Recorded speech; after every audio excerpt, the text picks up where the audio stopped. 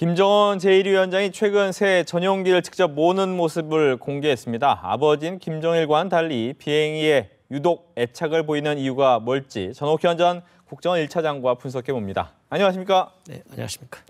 좀 전에 리포트도 있었지만 비행기를 또 자기 스스로 몰고 왜 그런 걸까요? 글쎄요, 우선 이제 젊은 사람이니까 젊은 사람들 특유의 어떤 호기심과 이런 것이 많이 작동한 측면도 있고 이 개인의 이런 호기심, 이런 심성이 국가 정책에 영향을 주는 면도 많이 있습니다. 그렇기 때문에 이런 개인적인 어떤 비행기에 대한 애착 이런 것이 바로 이 공군력의 강화 이런 거에도 연결된 거 아니냐. 특히 이제 북한 군 입장에서 보면 전반적으로 이 공군력의 어떤 우리 한국과 비교해서 열세가 상당히 심각하거든요. 그렇기 때문에 공군력을 강화하기 위한 촉매제로 본인이 직접 저렇게 비행기를 타고 내리고 또 조종도 한번 해보고 이런 연기를 하는 거 아닌가 싶습니다. 작년 같은 경우 그 60 넘은 노 장군들을 데리고 직접 자기가 막 비행기도 타보기도 하고 온갖 그 묘기를 이렇게 묘기처럼 이렇게 보여줬거든요. 그런 거에 연장선상에서 나오는 거다. 저는 그렇게 봅니다. 그러니까 보면 이제 말씀하신 것처럼 공군력의 강화로도 이어질 수 있다라고 하셨는데 일반적으로는 전투기는 아니고 지금 보면 경비행기란 말이죠. 이 부분도 어떻게 보면 전투력 아니 공군력으로 사용될 부분이 있습니까? 예를 들어서 이제 하여튼 비행기니까 지금 현재 우리가 이제 지금 이건 경비행기는 그야말로 한 4, 5인 정도가 타고 그 이동하는 그런 비행기지 않습니까? 이래 군사용은 아직 아니거든요. 그런데 이제 경비행기를 포함한 이런 비행기 자체의 제작과 어떤 정비 이런 거를 갖다가 이제 첨단 기술로 고급화시켜라. 이런 지시를 내리고 있거든요. 그렇기 때문에 이 경비행기 같은 데서 시작한 북한의 이 항공 기술이 언제든지 군용으로 전이될 수가 있는 것이고 특히 작년 같은 경우 무인 항공기를 보냈지 않습니까? 무인 항공기도 쉽게 얘기하면 조그마한 비행기잖아요. 이런 것도 다 경비행기 만드는 제작 기술에서부터 나온 것이다. 그렇기 때문에 단순하게 북한이 이제 경비행기를 제작할 수 있는 수준이다. 이렇게 경시할 게 아니라 이것이 결국은 군수용 기술로까지 언제든지 전이되고 있고 이런 거를 격려하고 독려하는 이런 이중성을 가지고 있기 때문에 우리가 예의주시할 필요가 있다. 저는 그렇게 생각하죠. 이제 보통 이제 김정은이라는 체제가 오래 가지 못할 것이다. 너무 젊기 때문이다라는 부분이 충분히 얘기가 됐는데 말씀하신 것처럼 젊기 때문에 오히려 숨어서 지내기보다는 앞에 나서서 비행기도 운전하고 이런 모습을 보여준단 말이죠. 이런 모습이 오히려 현재 김정은이 탄탄하게 조직을 장악한 건 아닌가라는 생각도 드는데 이 부분은 어떻습니까? 그러니까 제가 보기에는 이제 기본적으로 김정은 체제가 지금 이제 4년 차로 지금 접어들었지 않습니까? 이 4년 차로 접어든 김정은 체제의 특성은 강압에 의한 정치적인 안정이다. 그렇기 때문에 정상적인 정치, 이 민주 체제든지 정상적인 사회주의 국가에서의 정치 안정하고는 성격을 달리한다. 강압, 어떤 폭압, 공포에 의한 정치적인 외형적 안정에 불과한 것이고 이렇게 경비행기를 타고 저 비행기 타고 평양 시내도 상공하는 게 정상적인 지도자가 아니지 않습니까? 이러기 때문에 김정은 체제의 성격은 아직도 불안정한 그런 국면을 내부적으로 굉장히 많이 가지고 있다. 그렇기 때문에 저렇게 김정은이가 경비행기까지 직접 이렇게 비행 운전을 하는 이런 모습도 보여주고 이 북한의 전반적인 산업 발전 속도에 말하자면 군용 전투기까지 만들 수 있는 것은 아니거든요. 그런데 군용 전투기를 만들 수 있는 기술도 고급화, 고도화시켜라. 이렇게 강력하게 지시하는 것이 결국은 그만큼 체제의 불안정성이 높기 때문에 그렇게 엉뚱한 측면에서 김정은의 리더십을 보여줘가지고 선친인 김정일과는 다른 한 차원 높은 지도자인 것을 말하자면 북한 주민에게 보여주는 하나의 그 일종의 쇼잉 사업의 하나가 아닌가 이런 측면도 우리가 무시할 수는 없다. 저는 그렇게 보죠. 좀 더 불안하기 때문에 오히려 저런 모습을 보여주는 것이다. 그렇습니다. 왜냐하면 60 넘은 장군들을 데리고 직접 비행기 조종하라고 그러고 사격 연습을 하라고 또 바닷속에 뛰어들어갖고 이 말하자면 이 훈련을 수행하는 훈련하라고 이게 얼마나 비정상적인 지도자입니까? 체제가 제대로 안정돼 있고 또 안정된 체제라는 것을 여러 가지 경제 실적 특히 북한은 이제 경제적으로 낙후되어 있기 때문에 어떤 경제적인 실적을 통해서 주민들한테 보여주면 이런 폭압 정치가 그나마라도 조금 용서를 받을 수가 있지 않습니까? 그런데 그런 구체적인 어떤 실적이 없이 저렇게 공포와 말하자면 군 무력 증강을 통해서 긴장 조성을 통해서 체제 결속만을 유도하는 이런 전략이 과연 어느 정도까지 성공할 것이냐. 네. 제가 보기에는 좀 불안하다 이렇게 보는 것이죠. 근데 이 와중에 뭐 새로 기품조를 뽑고 있다 이런 기사가 뽑고 있던데 이게 뭐 가능한 얘기일까요? 지금 그러니까 이것도 네. 단순하게 우리 자유민주주의 국가에서 기품조 어떤 여성과 관련된 어떤 그런 이 나쁜 의미의 어떤 유행 문화, 유흥 이런 거하고 연계시켜 볼 것이 아니라 어떤 체제의 특성으로 연계시켜서 봐야 됩니다. 아. 지금 이 시기에 지금 김정은이가 지금 보도를 보면 자기 아버지가 썼던 김정일 시대의 기품조를 다 물갈이했다는 거 아니겠습니까? 네. 지금 기품조 물갈이할 때가 아니거든요. 그렇죠. 그러니까 이것도 비정상적인 리더십의 하나다. 그래서 이제 기품조를 바꾼 것도 제가 보기에는 네. 기품조마저도 자기식으로 새로 임명해가지고 김정은이한테만 충성을 말하자면 강요하겠다. 아. 이런 김정은식 기품조 관리 정책을 이제 노골화시키는 거 아니냐. 예. 그게 얼마나 비정상적인 지도자의 행태를 보이고 있느냐. 예. 저는 이런 시각에서 봐야지 우리가 기품조를 뭐 키가 170m다. 무슨 얼굴이 예쁘다. 무슨 뭐 그런 어떤 성적인 경험을 가지고 있다 없다 이런 걸 중시한다.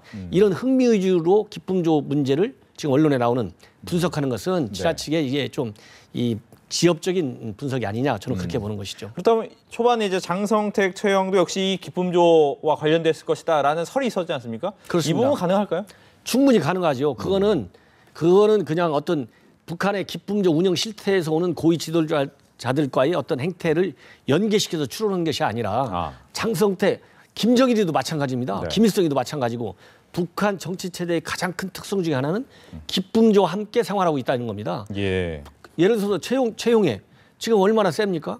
최용해도 80년대, 90년대, 2000년대 초까지 기품조와 관련된 여성 편력으로 인해서 그런 나쁜 그런 북한 용어로 뭐라고 하는지는 잘 모르겠습니다만은 그런 여성 행각으로 인해서 좌천되고 지방까지 내려가고 이거는 북한에서는 일상화되어 있다. 다만 그런 그 여성 그런 기품자의 활동이 어느 정도로 노골적이냐, 거기에 돈 문제는 어느 정도로 연계돼서 부패되어 있느냐, 그것이 얼마만큼 밖으로 알려져 있느냐, 이런 거에 따라서 좌천과 강등 이런 것이 외형적으로 행해지는 것이지 그건 만연돼 있다. 특히 북한 체제만큼 저렇게 기품조 생활에 썩어 있는 정권은 전 세계에 없습니다. 예. 이거는 정말 이래서도 있지 않습니까? 단순하게 어떤 정치적인 이념을 달래기 때문에 인권 침해한다 이런 것도 국제적으로 용서받지 못하지만 기품조를 운영하면서 그 북한 여성들의 지금 여성 권리는 세계 보편적 권리로서 굉장히 존중을 해야 된다는 게 국제 여론화돼 있고 국제법으로 정해져 있어요. 이러기 때문에 기품조 문제도 북한 인권 문제의 실상을 다루는데 하나의 중요한 아이템으로 우리가 다뤄야 된다. 저는 그렇게 봅니다. 이거를 단순하게 여성의 어떤 비하 이 차원이 아니다. 굉장히 심각한 북한 정치 체제의 하나의 골문 문제점이다. 저는 그렇게 봅니다. 네. 취재하니까 이 부분도 궁금합니다. 오늘 조선중앙통신이 3월 31일자 평양 주재 중국 대사의 부임을 보도했는데 두 문장에다가 아주 조그마한 내용만 들어갔습니다. 이 부분은 어떻게 받아들여야 됩니까? 이제 그만큼 이제 북한과 중국과의 관계가 굉장히 우리가 상상하기보다도 더 어렵게 지금 냉각돼 있다. 이걸 단적으로 나타내 주는데 김정은이가 지금 왜골수로 잘못된 길을 계속 걷고 있는 겁니다. 지금 지난해 연말 김정일이의 그 추모 3주기 때부터 중국은 어느 정도 다시 이 북한을 좀 달래는 이런 그런 그 전략으로 이렇게 조금씩 움직이는 징후가 나타나고 있거든요. 그럴 때는 김정은이가 중국에 대해서 동맹국가 아니겠습니까? 그런 측면에 큰 틀에서의 북중 관계를 정상화시켜서 한반도에서의 어떤 비핵화 문제라든가 한반도에서의 안정, 특히 김정은이가 추구하는 예컨대 중국 자본을 들여서 특구를 개발시키겠다. 이런 건설적인 관계로 유도하기 위해서 써야 되는데 새로운 대사가 부임했는데 다소간의 외교적인 냉각이 있더라도 동맹국가의 대사 부임할 때 두 줄로 한다. 이거는 용납받지 못하죠. 그렇기 때문에 중국 정부도 더 늦기 전에 제대로 교육을 좀 시켜야 되겠다. 저는 그런 얘기를 하고 싶습니다. 이 와중에 이제 AIIB에 우리가 이제 가입을 결정을 하지 않았습니까? 이 결정이 결정되면서 많은 사람들이 그러면 사드가 배치가 되겠다라고 예상하는 분들도 많아요. 그 부분은 어떨까요? 그렇습니다. 이제 그거 가지고 우리 국내적으로 굉장히 지금 논란이 많는데 이제 흔히 얘기해서 이제 뭐 안보는 미국, 이제 경제는 이제 중국 이게 이제 양국 외교 관계의 큰 특징이 아니겠습니까? 그런 큰 틀에서 봐도 그렇고 특히 양자 외교 관계의 그 본질적인 속성의 가치 그런 비중의 측면에서도 AIIB는 경제적인 측면에서의 국가 이익이 제일 큰 것이고 사드는 국가 안보라고 하는 국가 안보라고 하는 것은 한미 동맹의 가장 본질적인 가치예요. 어느 누구도 부인할 수 없는 이런 측면에서 사드는 대한민국의 안보를 말하자면 보다 더 확고히 한다. 이런 측면에서 도움이 필요하고 그건 이제 한미 양자 차원이죠. 네. 그러나 지금 한미 동맹은 단순하게 양자 차원의 동맹이 아니라 글로벌 동맹으로 승격시키기로 오래전에 한미 양 당국이 합의를 했습니다.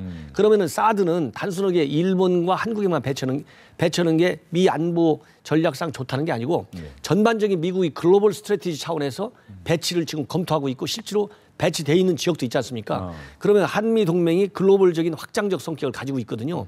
이런 측면에서도 우리가 사드는 도입하는 것이 한미 동맹의 양자적 성격, 글로벌적 성격에도 맞다. 왜냐하면 동맹의 기본은 주적의 침입을 막는데 힘을 합치는 거예요. 네. 그렇기 때문에 사드 문제는 보다 더 큰 시각에서 다뤄야지 이걸 단순하게 우리 국내에 보수냐 진보냐 중국과 친하냐 미국과 친하냐 이런 편협된 시각에서 벗어서 빨리 다뤄야 된다. 네. 저는 그런 생각을 가지고 있습니다. 일각에서는 이런 얘기도 합니다. 사드를 배치함으로써 어떻게 보면 새로운 냉전 체제의 재편이 아니냐. 즉 미국과 일본과 우리나라가 확실한 동맹이라는 걸 보여주면서 중국과 북한 약간 애매하긴 하지만 이렇게 확실한 또 냉전 체제를 구성하는 것은 그렇게 바람직하지 않다라고 주장하는 분들도 계시던데. 국제 정치는요 큰 틀에서 두 가지 흐름이 있습니다.